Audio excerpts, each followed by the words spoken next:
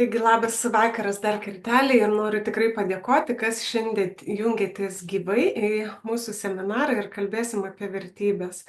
Kaip vertybės, kaip veikia mūsų gyvenime. Ir turbūt mes daugelis suprantam, kas yra vertybės. Ir būtų labai smagu, jeigu čiate pasidalintumėt. Kas yra jūsų didžiausias vertybės? Jeigu turite, žinoma, norų. Ar iš viso suprantame, kas yra vertybės ir kiek jos teikia reikšmės mums mūsų gyvenime, kodėl mes elgiamės vadovaudamiesi savo vertybėmis. Tai būtų labai gerai, arba įsijungtumėt mikrofoną, arba parašytumėt į čatą, arba savo didžiausias vertybės ir ar žinote, ar iš vis nežinote, kas tai yra vertybės. Aišku, pirmą skaidrę neprisistačiau, esu Vilana, bet matau, kad iš prisijungusių tikrai mane turbūt žinote, tai esu verslininkė pirmiausia ir kurdama verslą, eidama per didelės gyvenimo posūkius, susidomėjau psichologiją, taigi mokausi ir psichologijos, ir coachingo, ir mentorystės. Taigi, tiek trumpai apie mane ir laukiu jūsų drąsių merginos, parašykite į komentarus apie vertybės, ar suprantame, kas tai yra ir kiek tai duoda reikšmės mūsų gyvenime.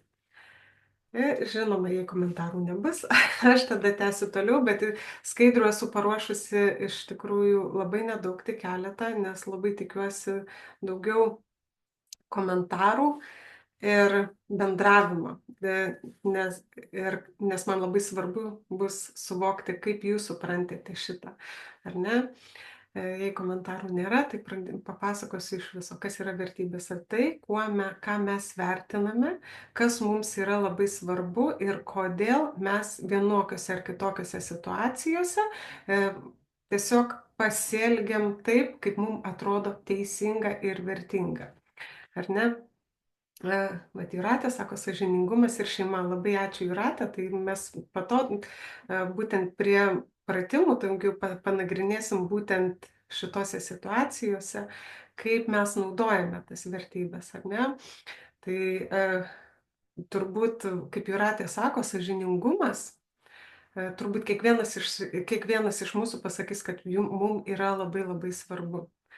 Ir labai ilgai viena iš vertybių iš pirmumo ir aš buvau įsirašusi sąžiningumas, bet pradėjau suprasti tai, kad kiek su aplinka susipykstu, tai susipykstu dėl to, kad jie pažeidžia mano sąžiningumą. Bet tik vėliau supratau, kad aš iš tikrųjų neteisingai naudoju būtent sąžiningumą, nes tai man kelia konfliktus. Tai šiandien ir pakalbėsime ir parodysiu būtent schemas, kur aiškiai parodoma, kaip mes naudojame šios būtent šias vertybės. Jūratė taip sako, nuoširdumas. Tai mano iš viena didžiausių vertybių, ar ne, taip pat yra mano sąžiningumas, mano didelė vertybė yra augimas, taip pat mokymasis, žinios. Laura sako, šeima. Labai gerai. Ir būtent mūsų bet kad būtent siūlysiu šio seminaro metu, ar po seminaro, kad būtent paimtumėt lapą ir pasirašytumėt, kas iš tikrųjų jums yra labai svarbu, kokios jūsų yra vertybės ir tada būtent pagal tą schemą galėsite pastudijuoti, ar teisingai mes jas naudojame ir ar tai nepažeidžia būtent jūsų. Nes kartais mes naudojame būtent vertybės kenkdami savo. Tai šiandien apie tai ir pakalbėsim. Tai paimam mano vertybę ir tai, kas man yra labai labai svarbu. Bet kaip mes naudojame tą vertybę? Ar tai darau dėl kitų, ar ne? ar reikalauju, kad kiti dėl manęs tai padarytų. Ir trečias, ar mėgaujuosi procesu, su meile atlieku visus veiksmus. Tai būtent taip pasiūlysiu pasirašius visas vertybės savo, pasižymėti, kuriam laukely jūsų vertybės yra. Ar tai darote dėl kitų, ar tiesiog reikalaujate, kad aplinkui žmonės elgtųsi taip, kaip jums atrodo teisinga, ar ne, ir ar mėgaujatės procesu. Ir koks būna tada rezultatas. Jei tai darau dėl kitų, tai mane stiprina ar silpnina? Tai ar mane tai daro stipresniu ir nepriklausomu, ar ir kaip manote, pasirinkus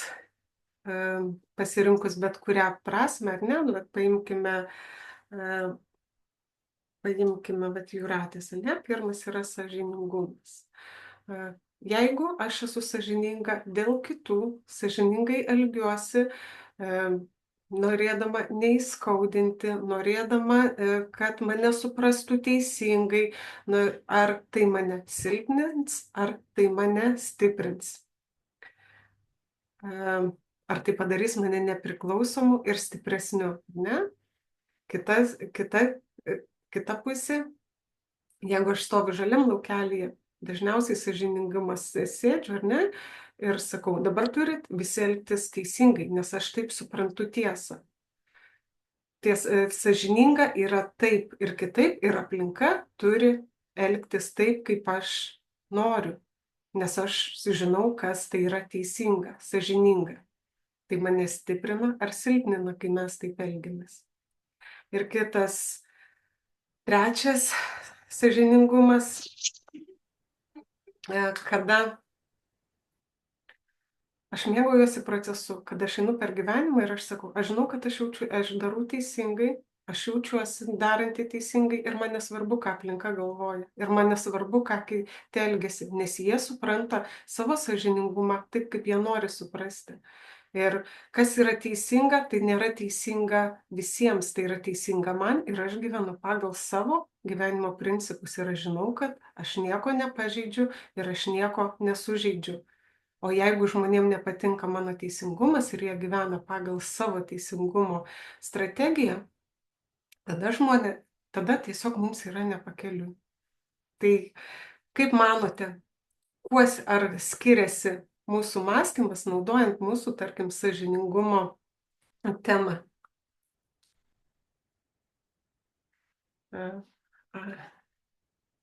Diana, sveikinusi, sveiki. Ir Asta, žmogiškumas, vidinė ramybė, laisvė, darnūs santykiai su savimi ir aplinka. Tai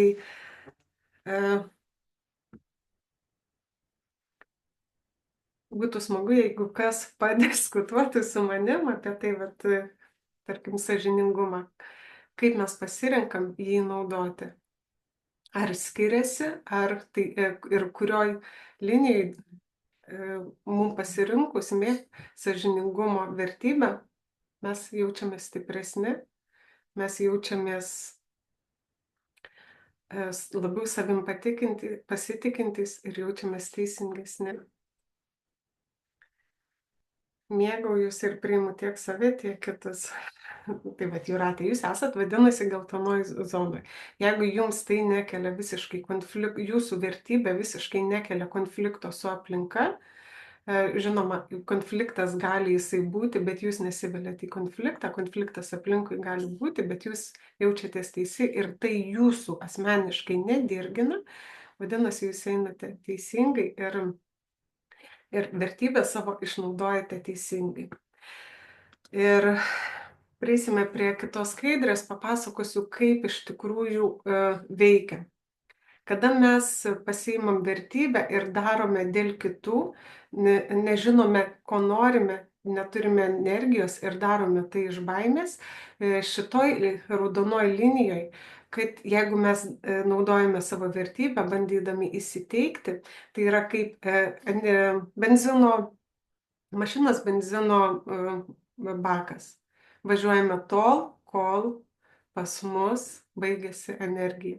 Visada, jeigu mes savo vertybę naudojame raudonoj linijoj, norėdami įsiteikti, norėdami būti įtikti patiem kitiem, norėdami, manydami, kad viskas yra teisinga ir kad jeigu jūs įvertins, jūs,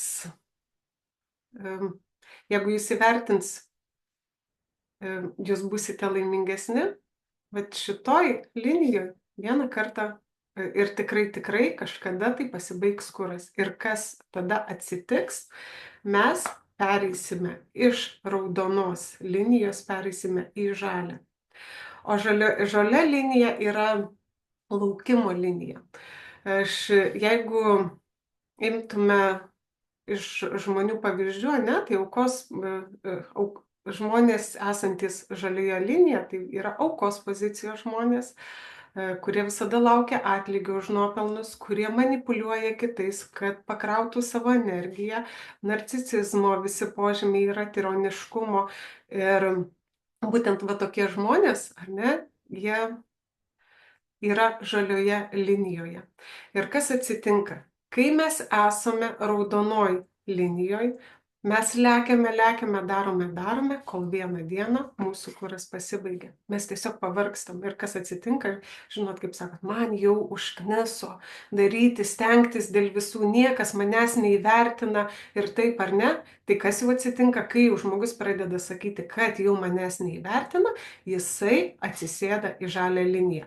Jeigu imtume vertybę šeima, ar ne, tai dažniausiai vienas šeimoje jau yra žalioje linijoje, kada vyksta konfliktas, kada žalioje linijoje, tarkim, ar ne, žmona lekia, namus tvarko, nori, kad tik tai visi, kad visiems gerai būtų, kad tik tie švarūs namai, kad viskas yra, ar ne, o vyras jau įpratęs, jisai žino, kad jis bus sutvarkyta, kad viskas bus padaryta, jis yra laukimo zonoje, ar ne, ir staiga moteris pavargsta.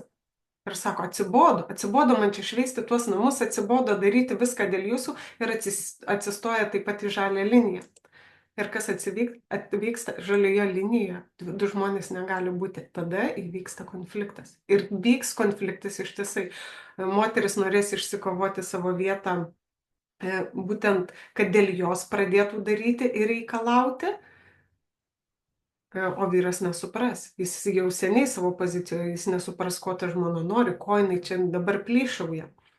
Bet jeigu žmona, bet kada mes darome ar ne dėl šeimos, pavyzdžiui, moteris tikrai labai myli šeimą ir šeima jai yra viskas. Ir ji grįžus namo su mielu noru eis valgyti, daryti, eis namus tvarkyti, bet ne tam, kad įtikti ir kad šeimai būtų, bet dėl to, kad jai patinka namai tvarkingi, kad jai patinka aplinka tvarkinga. Ir pareis vyras, priterlios, pritryps žemų ir ji nerėks ant jo. Ji prieis iš karto išvalys, nes jai nereikia būti žalioj zonoj ir rėkti, kad dėl jos kažką padarytų. Ji tiesiog padarys ir tam nekels konfliktų, nes ji darys dėl to, kad jai patinka. Ir Jūratė sako, 100% tiesa, praeiti etapai. Būtų smagu ir Jūratė, jei pasidalintumėt ir kažkokiu pavyzdžiu iš jūsų šeimos, ar ne, bet kokią, jeigu norite, galime panagrinėti, parašykite jūsų vertybę, kurią norėtume panagrinėti pagal va šitą būtent schemą. Ir nes kai mes esame geltonoj zonoj, mes viską darome tiesiog iš vidinės būsenos daryti. Ir kada mes, dažnai vat ir manęs klausia, Vilana, kaip tu nepavargsti, kaip tu šitiek daug padarai? Todėl, kad tai, ką aš darau ir daugiausia darau, tikrai yra dalykų, ką ir darau ir raudonoj, ir žalioj zonai. Ir šitą bandau keisti, bet daugumą dalykų, kodėl aš daug padarau, nes aš darau iš vidinį entuziazmą. Tarkim, mano vertybė yra augimas. Ir šitoj vietoj aš tikrai esu geltonoj zonai. Man nesvarbu, kas kiek stabdo, man nesvarbu, kiek kas sako, tu įkelsiekis, man tiesiog reikia to augimo. Man reikia domėtis, man reikia skaityti, man reikia ir tai darau iš to entuzijazmo. E, Tikrai pagal šitą lentelę daug susidėliojau ir vat, dėl vidinių santykių, ar ne? Ir tikrai daug ko reikalaudavau, kad šeima darytų. O dabar paleidau viską, nes kas atsitinka, kai mes atsiduriam geltonoj zonai, mūsų aplinka, jeigu ir yra, tarkim, vat, moteris vietoj raudonos zonos, nusprendė pereiti į geltoną zoną ir pradeda viską daryti iš meilės, žalioj zonoj esantis partneris visada užsikrės tą energiją.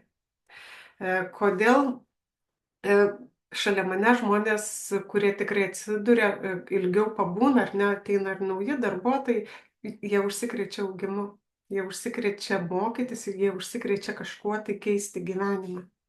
Dėl to, kad mano energetika tokia, aš tiesiog skleidžiu tą energiją. Augimo, norėjimo augti, man net nereikia kartais kalbėti, šalia mane būtent žmonėms sukyla ta energija. Todėl, kai mes pereinam į šitą, kur darome tikrasias vertybės ir viską darome iš meilės ir renkamės dėl to, kad mums tai gera daryti, aplinka mūsų taip pat keičiasi. Čia taip pat yra ir apie alkoholizmą, ar ne? Kai sako žmonės, kad moteris auklėja vyrą, kad negerk, negerk, duoda ten per smegenis ir kas. Bet iš tikrųjų, jeigu ji pati šeimoje nustotų gerti, pradėtų mėgautis gyvenimu, pradėtų apkabintų vyrą, sakytų, kaip jis myli, jį augintų, jis pats išeitų iš šitos zonos. Mes, bet kada mes ateinam, vyras ar ne, geria, pradėjo gerti, mes taip pat atsistojame į aukos poziciją, į būtent žalią zoną ir pradedam auklėti vyrą. Tu toks, tu per tave aš nelaiminga, man čia nepatinka, kaip tu elgiesi, man nepatinka, kad tu girtas grįžti. Kas gaunasi? Amžinas konfliktas. Ir būtent žalioje zonoje, kada jau esantys žmonės, tai yra sustoja, atsisėda, kodėl yra manipulacijos? Jie manipuliuoja, kad pasikrautų. Jie visada ieškos žmonių esančių raudonoje zonoje, kad iš jų pasikrautų energiją, kad iš jų pasikrautų stiprybės ir kartais tai netgi, kada jie jau negauna iš žmonių, iš aplinkos ar bet kokios aplinkos, ar ne, jie tada eina į ligas. Ligos taip pat, tiek alkoholizmas, tiek ligos taip pat yra išgyvenimas. Kodėl mes einame į ligas? Tam, kad prailgintume savo gyvenimą. Ir būtent ligų metu mes tada, kad darytume sprendimą, kodėl sakoma, kad reikia atsidurti duobėje, kad pakiltum aukščiau. Tai paskutinis šansas žmonėms yra, kurie nepasikrauna iš išorės per manipulacijas, per kontroliavimą kitų, kada nepasikrauna, jie eina į ligas. Ir tikriausiai turite ir savo aplinkoje ne vieną žmogų, kuris labai dažnai kviečiasi greitai.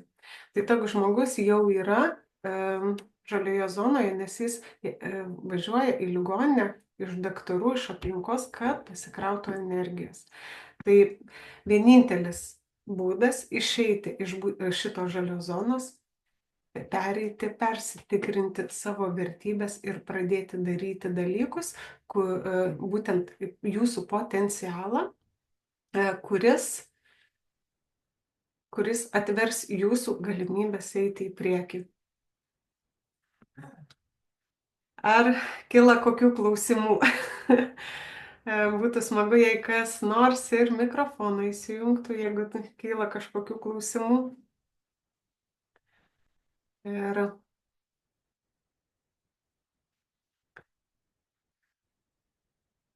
ar viskas aišku, ar suprantama? apie būtent šias zonas, kaip pereinam ir kodėl pereinam ir, ir kodėl mums reikia būtent pereiti į geltonąją zoną ir daryti gyventi pagal mūsų susikurtas vertybės, neužkraunant ir nereikalaujant, e, kitiems, nereikalaujant, kad kiti taip elgtųsi, kaip mums yra, ar ne, tarkim, sąžiningumas. E, Mes galime būti ir privalome būti sąžiningi, bet tik taip, kaip norime mes ir daryti taip, kaip mums atrodo teisinga. Aišku, tas sąžiningumas vėlgi, aš manau, kiekvienas sąžiningas žmogus ir tas, kuris suprantantis, niekada neperlips įstatymų ribų ir panašiai. Tai, bet kada mes esame, vat, ar ne, raudonoje zonoje, mes reikalaujame, kad kitas, žalioje zonoje, atsiprašau, kad kitas elgtųsi. Kada mes nedarome savo veiksmų ar ne, kada mes nedarome, mes esame laukimo zonoje, mes reikalaujam, kad jis elgtųsi teisingai, bet taip, kaip aš suprantu, o ne taip, kaip jis supranta. Mes nepriimam kito tiesos, mes nepriimam kito žmogaus. Ir aš nesakau, kad mums aplinkoje reikia turėti tokių žmonių. Jeigu mums matome, ar ne, esame geltonoje zonoje ir matome, kad mums šito žmogaus vertybės nėra artimos. Aš matau, kad jis elgesi ne taip, kaip man atrodo teisinga, o man atrodo teisinga taip, tai tiesiog man su tuo žmogumi yra nepakeliui. Tiesiog, na, bet jeigu sąžiningumas nesutampa su kito žmogaus sąžiningumu, taip, labai yra toks geras priežodis, aš gerbiu kito pasirinkimą. Mes dažnai norime, kad žmonės elgtųsi taip, kaip norime mes, kaip mums atrodo teisinga, bet tokiu atveju mes negerbėm jo pasirinkimų, negerbėm jo vertybių. Mums nereikia būti su tuo žmogu, mums nereikia bendrauti, bet kad savęs nepriimti to asmeniškai, tiesiog pasakyti, aš gerbiu tavo pasirinkimą, bet tai nėra apie mane. Aš tikrai galiu rasti žmonių ir apsupti save žmonėms tais, kuriuos man atitinka mano vertybės.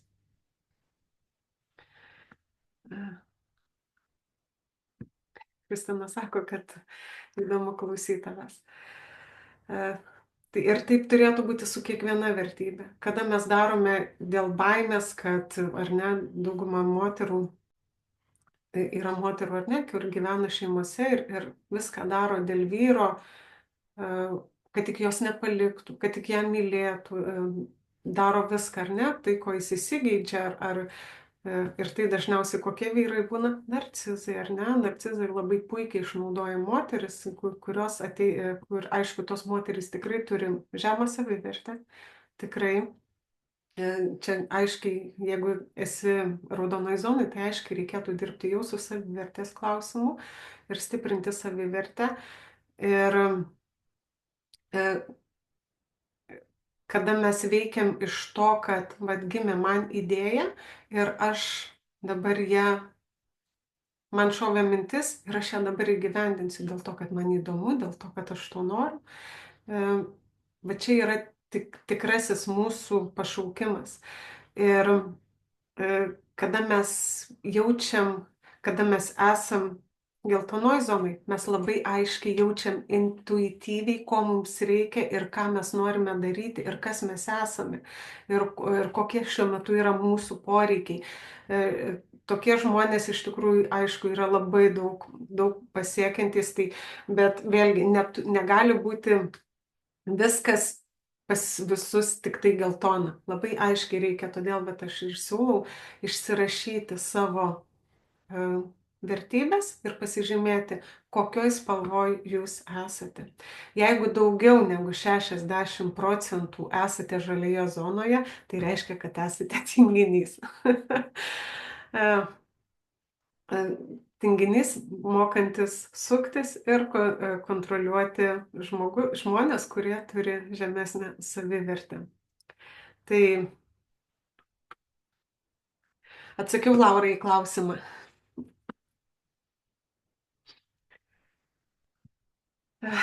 Tai kaip manote, kiek procentų jūs esate žalioje zonoje ir kiek esate geltonoje ir kiek žalioje zonoje? Ir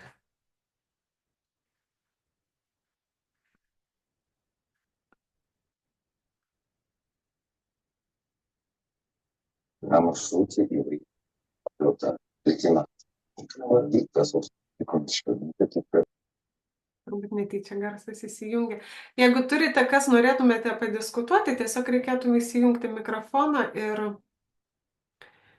ir galime padiskutuoti, ar ne, apie jūsų kokią vertybę. Gerai, aš pabandysiu parinkti dar kažkokią, ar ne. Bet astos yra vertybė vidinė ramybė, ar ne? Tai vidinė ramybė, kaip jinai gali būti naudojama, ar ne? Jeigu mes esame žalioje zonoje, raudonoje zonoje, tai vidinė ramybė kas bus? Mes tiesiog vengsime, kad mus trukdys, kad kažkas sutrukdys, kad kažkas tai mus įžeis, kad mes tiesiog slėpsimės. Stengsimės, kad nedaryti nieko, kad mūsų kad neįžeistų, kad mums nepasakytų blogo žodžio, kad elgsimės taip, kad tik mes turėtume tą vidinę ramybę. Ir iš tikrųjų neseniai turėjau su viena klientė pokalbį apie būtent vidinę ramybę, nes žmogus ištisai vengia konfliktų. Jį geriau nutylėdavo, geriau patylėdavo, bet iš tikrųjų kas slėpėsi po tą vidinę ramybę, noro turėti vidinę ramybę, ten buvo tik didžiulė baimė, kad neįtikti, nepatikti ir aišku, tai jau buvo savivertės klausimas. Nes vidinė ramybė, kas turi, bet geltonoj zonoje, ar ne, tai jis aiškiai eis visur ir kalbėsis. Vidinė ramybė išsiaiškinti, suprasti, priimti kitą. Bet tada ateina vidinė ramybė, kad aš esu ramus, aš suprantu. Tai vat vidinė ramybė šitai pasireiškia šitose zonose. Aišku, o jeigu esame žalioj zonai, mes einame tada jau į konfliktą ir reikalaujame. Tu čia namie triukšmo nedaryk, tu čia man neaiškink, nes man reikia ramybės. Tada apsimetame, einame į meditacijas įvairias, kad atseit einame į vidinę ramybę, bet iš tikrųjų mes šitoj vietoj konfliktuojame.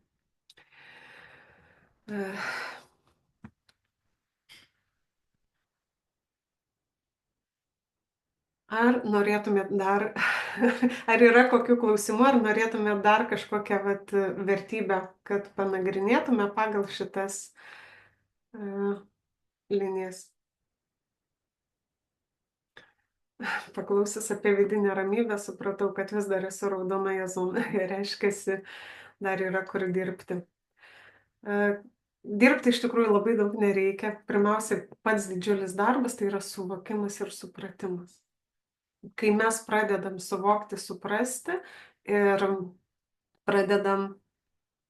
tiesiog pradedam tai taikyti natūraliai. Ir tikrai, jeigu kas supratote, kad dar esate kažkokioj raudonoje ir kažkokioj kitoj zonoje, ir aš manau, kad mes visi savo vertybėse pasiknaisioje tikrai ten rasime, kur dar padirbėti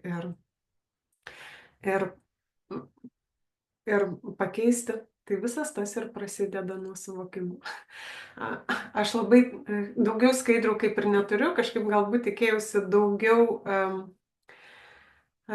komentarų tą temą, nes būtent šitas supratimas man davė didžiulius pokyčius mano asmenybei. Tai tikiu, kad ir jum nors šiek tiek suteikė daugiau aiškumo, kodėl jūsų gyvenime kyla kažkokie konfliktai, nes mano didžiulis, būtent sąžiningumas, aš labai daug konfliktavau su aplinka, tikrai, ir kada išsiaiškinau, kad mano vertybė sąžiningumas, aš tuo taip visada didžiavausi, bet po to aiškiai suvokiau, kad aš netaip jį naudoju, kad ir kaip atrodo sąžiningumas yra garbė, bet tai labai dažnai sukelia su aplinka konfliktus. Ar nu, Kristina sako, taip pat suprato, kad yra raudonoje zonoje. Laura sako, man po kiekvieno seminaro vėl reikia viską persidėlioti. Jei norėtumėt, parašykit dar kokį nors savo vertybę. Būtinai, būtinai mes pabandysime, bet kaip veikia šitose zonose jūsų vertybės. Ne, paėsiu į viršų. Aš mačiau, dar yra, ar ne? Ne, bet Jūratės šeima, nuoširdumas, irgi kalbėjau, turbūt apie nuoširdumą irgi galėtume privertinti, ar ne, kad ta vidinė ramybė, aš esu nuoširdus. Jeigu aš esu nuoširdus su savimi, aš nereikalauju nuoširdumo iš kitų, nes kiti neprivalo tokie būti. Aš esu nuoširdus tiek savo, tiek aplinkai, kaip suprantu savo nuoširdumą ir mano nuoširdumas mane veda į priekį. O jeigu aš suklydau, nebijau ir suklysti, vadinasi, padariau biškai kažką ne taip. Aš visada pasilieku savo galimybę ir būti kitokiu, piktu, švelniu, bet aš save priimu visokį, tai irgi yra nuoširdumas su savimi. O kas yra raudonoje zonoje, ar ne? Bandome įsikti, aš labai nuoširdus, ką dažnai mes girdime iš aplinkos ir sakome, aš labai jautrus, aš labai nuoširdus, aš viską darau nuoširdžiai. Bet ar tikrai jau sakydama žodžiais, ar ne, jau aiškiai matosi noras, kad aš noriu įsiteikti, aš parodyti, kad aš tikrai toks esu. Kai esame geltonoj zonai, mums sakyti žodžiais ir aiškinti, kitiem visiškai nieko nereikia. Kiti žmonės puikiai jaučia jūsų energiją ir kuriems žmonėms yra priimtina, jie tikrai priims, o kam nereikės, tas atsitrauks. Tai nuoširdumas irgi, jeigu tai jau einame į gyvenimą niekam nieko neįrodinėdami ir gyvendami pagal savo nuoširdumą. O jeigu esame šitoje zonoje, kažkada kuras tikrai pasibaigs ir mes pereisime į žalią energiją, kur tada atsibodo, sakysim, būti nuoširdžiai, pradės kas eiti per pyktį, per agresiją, kas yra priešingumas nuoširdumui. Tai yra pyktis, agresija ir kas atsistojom į žalią zoną ir tam žmogui, kuriam jūs buvote labai labai nuoširdus, jūs su tuo žmogum tikrai pradėsite konfliktuoti. Ir čia, nežinau, turbūt dauguma merginų yra, kai vedu seminarus, darau tokį ar ne, tokią piramidę, kur siūlau įsirašyti, kurioje vietoje aš esu, kas yra aukščiau manęs. Ir dažnai moteris parašo, pavyzdžiui, man asmeniškai buvau aukščiau įsirašiusi, kad man yra svarbiau darbas ir mano vaikai. Ir būtent su tai žmonėmis, tas, kas yra mums svarbiau virš mūsų, mes visada su tai žmonėm turėsime konfliktą. Dėl ko? Dėl to, kad mes jiems stengsimės įsiteikti, padaryti dėl jų. O kada mes einame per vidinį aš, man tai yra svarbiausia, aš tai jaučiu, man tai yra gerai, tada aš galiu ir savo vertybės ir savo meilę, šilumą skleisti kitiems, ar ne, šeimai, darbui, vyrui, draugams ir visai aplinkai. Bet jeigu mes turime, tarkim, tikrai buvau su vaikus išsikėlusi virš savęs, aš aiškiai turėjau labai didelį konfliktą su vaiku, nes vaikui leidau manipuliuoti manimi. Tik tada, kai pasakiau stop, aišku, santykiai nutrūko dėl to, kad aš pasakiau stop ir perėjau į savo vidinį geltoną zoną ir pasakiau, tai pirmiausia esu aš, jeigu netinka, gali žmonės atsitraukti, bet palengva aš labai tikiu, kad jie sugrįš.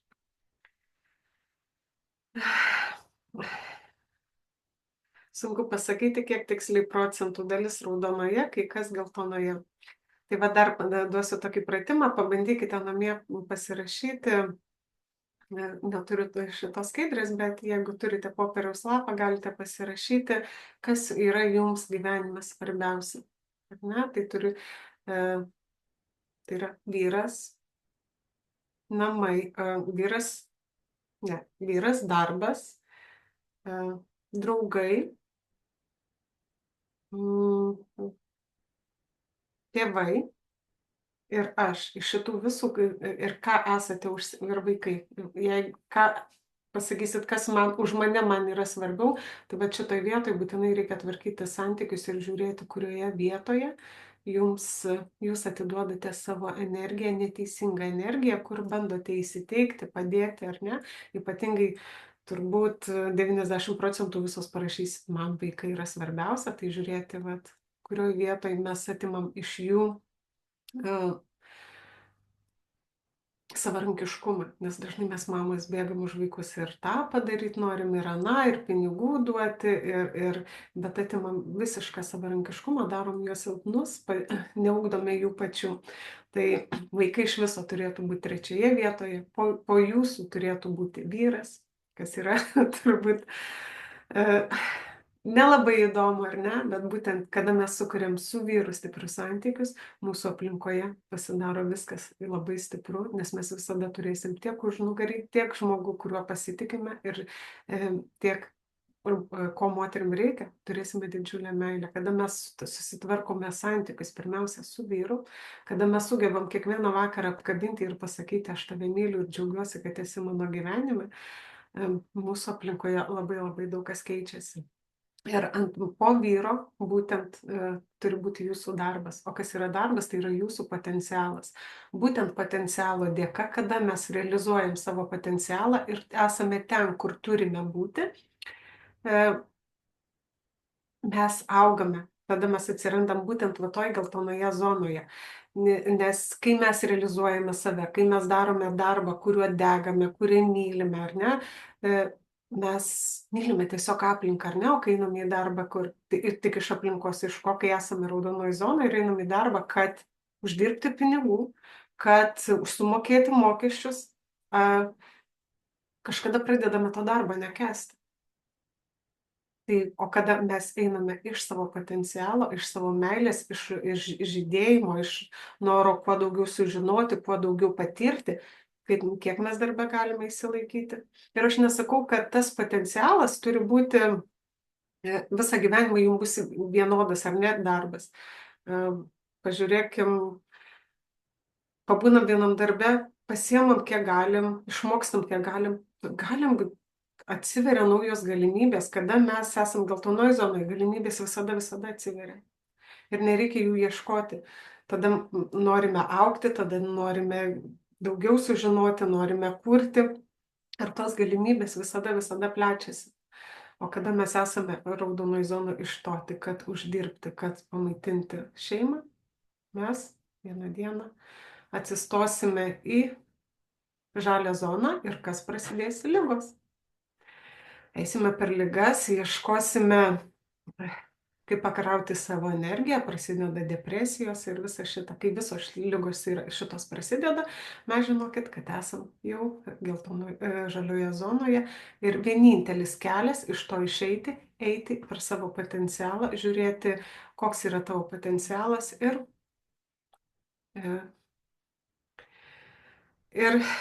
pradėti save realizuoti. Būtent po darbo tik tada vaikai yra mūsų gyvenimas, dėmesys trečias atiduodamas, nes vaikai yra savarankiškos būtybės ir jos tikrai labai savarankiškos, kol mes nepradedam kišti savo motiniškų ar tėviškų per daug reikalavimų, nebėk, nelėk, negriuk, neik, būsi daktaras ar būsi dar kažkoks.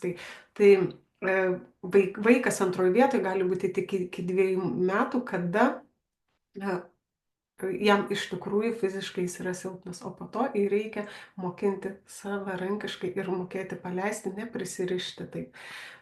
Po vaikų tik tada eina tėvai, o tėvai kas yra? Tėvai yra, mes nieko tėvam neskolingi. Tikrai žinau ne vieną momentą, kada tėvai manipuliuoja vaikais. Jūs atvažiuokit, tai taip ilgai nebuvot, o vaikai gyvena savo gyvenimą. Kada su tėvais santykis yra gražus, protingas ar ne, ir reikalingas, tai yra viskas gerai, bet yra tikrai santykių, kada tėvai tiesiog manipuliuoja, reikalaudami dėmesio iš vaikų. Tai nėra sveika ir kada vaikas jaučiasi gerai su tuo, tai yra viskas gerai, bet kada vaikas neturi lėkimo ir dar jaučia kaip prievolę eiti, daryti, dar papildomai nuo savo šeimos atimti laiką tėvam, tai nėra teisinga. Mes nepasirinkome gimti, tėvai mus pagimdė ir jie didesnį atsakomybę turi, o mes turime už savo vaikus. Tai va taip ir turėtų teisingai eiti energija. O paskutinis iš vis yra draugai.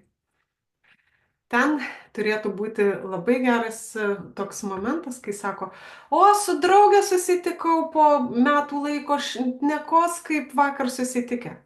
Ir toks yra sveikas santykis, nes jūsų nesieja jokie kasdieniniai buitiniai dalykai, jokie verkimai, koks vyras yra blogas ir jokie asmeniniai neprasideda santykiai. Tai yra pats sveikiausias santykis, toks su draugais ir turėtų būti. Susitinkam, gerai praleidžiam laiką, išsiliejam ir grįžtam į savo šeimą. Ir jeigu ta šeima yra tvarkingas santykis, mylimas vyras, darbas, realizacija, vaikai ir sveikas santykis su tėvais, tada mes jaučiamės visi tikrai labai laimingi. Klausimas yra, ne? Bet jeigu žmogus bando tave pažeminti, ar geriau yra atsitraukti, ar išsakyti savo poziciją, nors atsitraukus nesijauti save apgynus. Čia jau yra